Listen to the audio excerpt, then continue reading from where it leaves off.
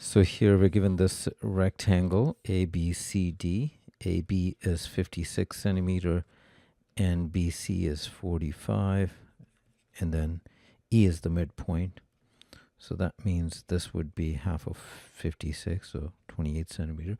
And then they're talking about triangle ADE, which is a right triangle, and they're asking us to find the radius of the incircle. So it's going to look something like that.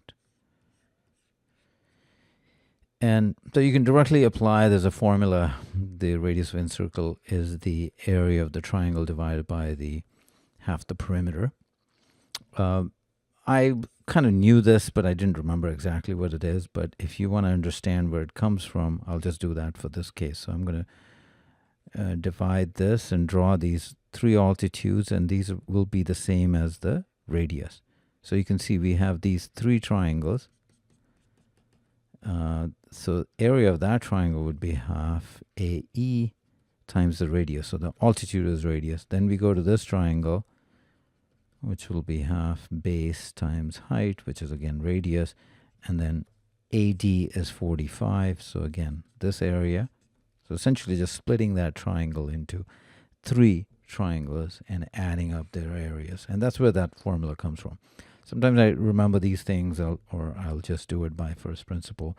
But of course, you want this to have in memory with the understanding. And we know that's equal to the area of the triangle, which is right triangle, so base and height are 45 and 28. Now we need the AE here. This is a right triangle, so we can apply the Pythagorean theorem. AE square is 45 square plus 28 square. And if you do this using the calculator, it turns out to be 53. So that's your hypotenuse. And so we just have to replace that here. You'll see the half drops out, and the radius gets factored. So we have 53 plus 28 plus 45. 45 times 28. And if you do this calculation, R turns out to be 10. Now, if you were doing this directly in the exam, I mean, it's really the same thing. You'd be just doing half 45 times 28, and then half of the perimeter, which is 45 plus 28 plus AE. And then you just need to apply the Pythagorean theorem. So, of course, this will be faster, but make sure that you understand where this comes from.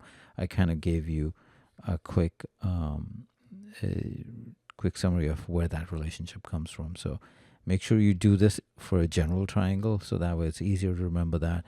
And then in the exam, you can apply that quickly. So to summarize, the answer is 10.